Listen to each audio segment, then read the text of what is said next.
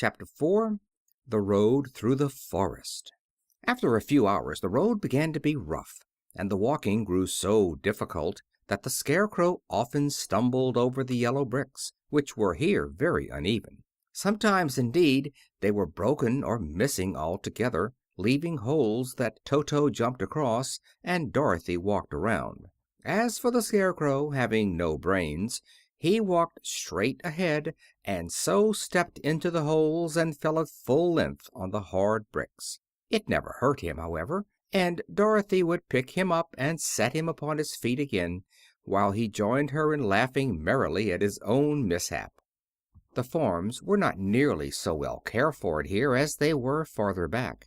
There were fewer houses and fewer fruit trees, and the farther they went, the more dismal and lonesome the country became. At noon they sat down by the roadside, near a little brook, and Dorothy opened her basket and got out some bread. She offered a piece to the Scarecrow, but he refused.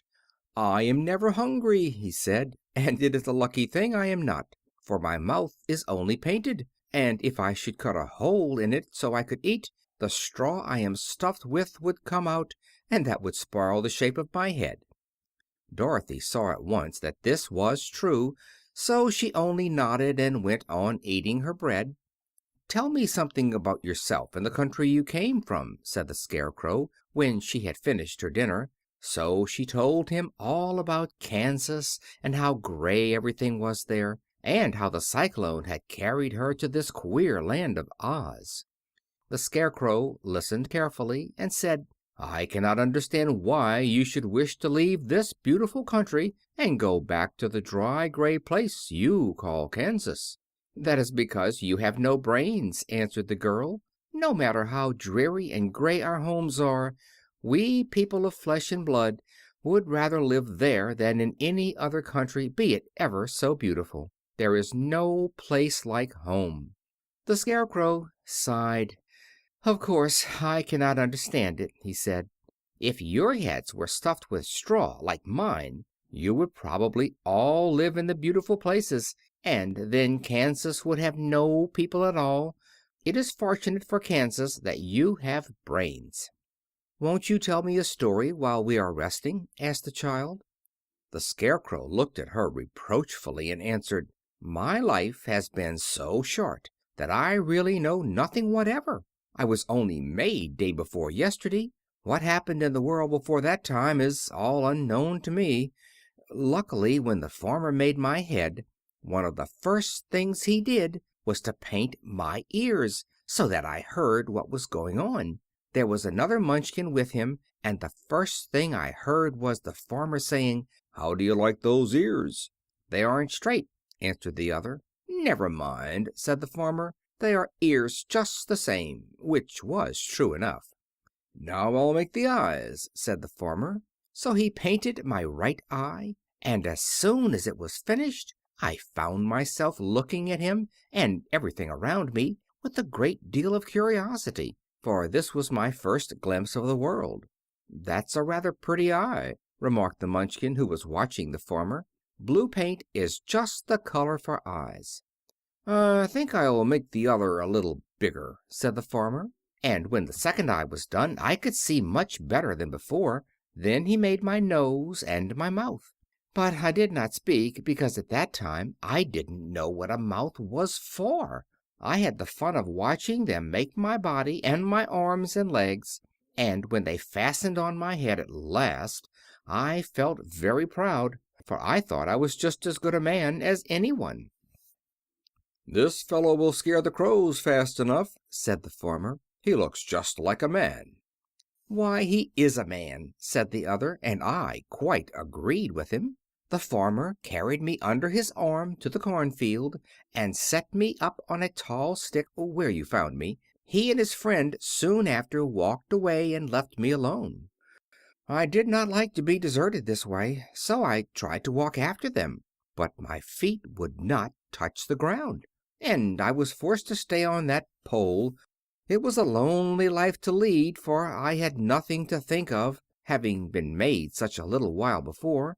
Many crows and other birds flew into the cornfield, but as soon as they saw me they flew away again, thinking I was a Munchkin, and this pleased me and made me feel that I was quite an important person.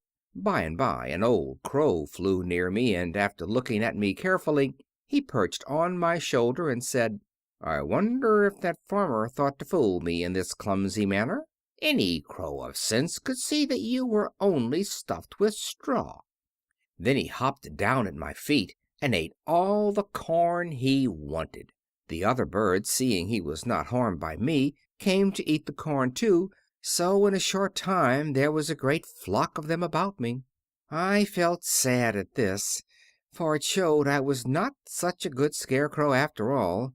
But the old crow comforted me, saying, "If you only had brains in your head, you would be as good a man as any of them, and a better man than some of them.